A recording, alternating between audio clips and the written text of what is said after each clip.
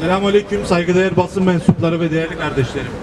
Bu anlamlı organizasyonumuza katılımlarınızdan dolayı Trabzon Kudüs Dayanışma Platformu adına hepinize teşekkür ediyoruz. Zulmün ve terörün tüm yüzlerini gördüğümüz zamanlardan geçmekteyiz. İslam alemi ve mazlum tüm coğrafyalar her gün ağır bedeller ödemeye ve acılar çekmeye devam ediyor. Yönümüzü nereye dönsek bir yakarış, bir feryat yüreklerimizi sızlatıyor. Ve atılması gereken adımlar ne kadar gecikse vebali bir o kadar büyüyor.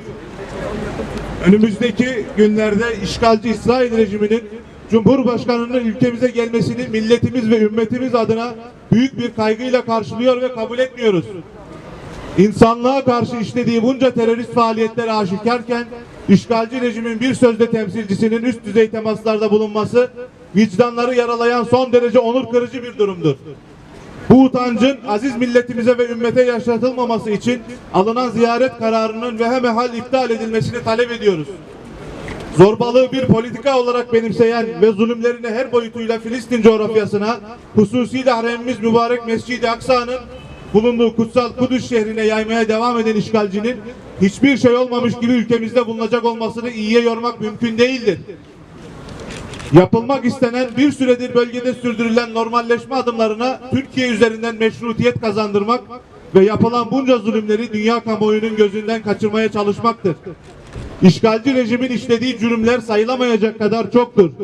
Gün geçmiyor ki işgalciler mübarek Mescid-i Aksa'ya baskın düzenleyerek haremimizin izzetini kirletmiyor olmasın. Gün geçmiyor ki kardeş Filistin'de masum bir ailenin yuvası işgalci güçleri tarafından yıkılmış olmasın. Gün geçmiyor ki çocuklar ve gençler vahşice gözaltına alınmış, kadınlar şiddete maruz kalmış olmasın. Bunlara benzer nice zalimliği bütün insanlığın gözü önünde pervasızca işleyen, şiddeti ve saldırıyı normalleştiren ve bölgeyi kaos ateşine atmaktan çekinmeyen bir rejimin sergilediği arsızlık ve hayasızlıkların hak ettiği karşılık onların temsilcilerini kendi vatanımızda ağırlamak değil, akifçe deyişle olsa yüzlerine tükürmek ve yanımızdan kovmaktır. İstiklale aşık bir milletin torunları olarak nice masum Filistinli'nin sesleri semamızı inletirken işgalci Siyonist İsrail Cumhurbaşkanı'nın öz topraklarımıza elini kolunu sallayarak geliyor olmasını düşünmek bile istemiyoruz. Tarih boyunca mazlum milletlere kucak açmış asil milletimize ve her karşı şu eda kanıyla sulanmış izzetli vatanımıza yakışan bir işgal Cumhurbaşkanı'nı ağırlamak değil, Filistin'de işledikleri cürümlerden ötürü hesap vermeye davet etmek ve insanlık adına yüce divana çıkarmaktır. Bu arsız ziyaret girişimi karşısında devlet yetkililerimizi gerekeni yapmaya, sivil toplum bütün bileşenlerinin de tepki göstermeye ve topraklarımızın kirletilmemesine müsaade etmemeye davet ediyoruz.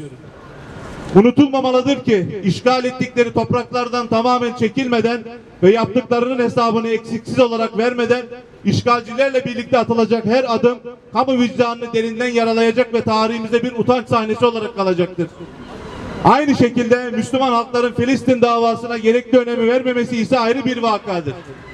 Filistin davası için gayret göstermek imanımızın ve insanlığımızın gereğidir. Elbet bir gün toprak olacağız. Tek gayemiz Allah'ın rızasıdır. Haysiyetimizle yaşayalım ki şerefli bir ölüm bizi bulsun. Allah'ın laneti zalimlerin ve tüm işbirlikçilerin üzerine olsun. Allah'ın laneti İslam alemi arasından nifak saçanların üzerine olsun. Amin. Zafer İslam'ındır ve zafer yakındır inşallah. Tekbir! Allahu Ekber! Tekbir!